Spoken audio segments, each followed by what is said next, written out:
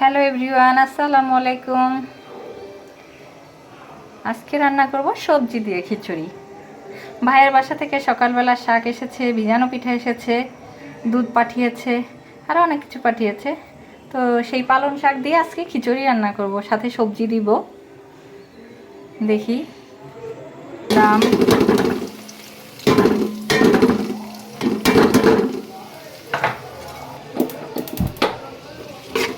পেঁয়াজ রসুনটা ভালো মতো সুন্দর মতো একটু লাল লাল করে নিব, তারপরে দিব। মশলা দেওয়া হয়ে গেলে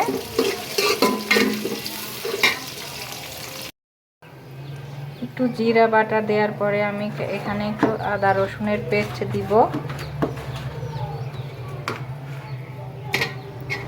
আদা রসুনের পেস্টটা দিয়ে পেঁয়াজ যেহেতু দিয়েছি, একটু পেঁয়াজ অল্প পরিমাণে পেঁয়াজ বাটাটা দিব। দেন আমি এখানে মশলাটা সুন্দর মতো কষাবো। আমি এখন এখানে সব গুঁড়া মশলাগুলো দিয়ে দেব। একটু হলুদের গুঁড়া, মরিচের গুঁড়া, একটু ধনিয়ার গুঁড়া দিয়ে দেব। সুন্দর মতো কষানো শেষ। এবার আমি সব সবজিগুলা দিয়ে দেব।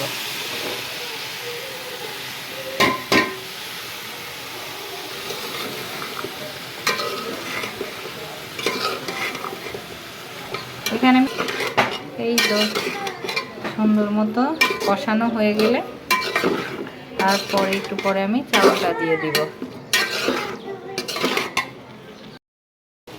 সুন্দর মতো সবজিটা কষানো হয়ে গেছে। এখন আমি এর মধ্যে চাউলটা দিয়ে দেব। সুন্দর মতো চাউলটা কষানো হয়ে গেলে একটু 6 মিনিট ধরে চাউলটা সুন্দর মতো একটু ভুনা করে নিব। কি নিব মা? কি নিব বেবি? এখন আমি এখানে পানি দিয়ে দিব। পানিটা একটু বেশি দিচ্ছি কারণ একটু ভেজা ভেজা মতো। এই তো শেষ, ঢেকে দিব।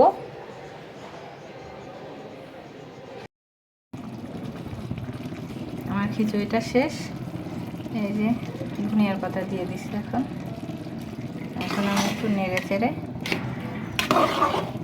ঢেকে রাখবো।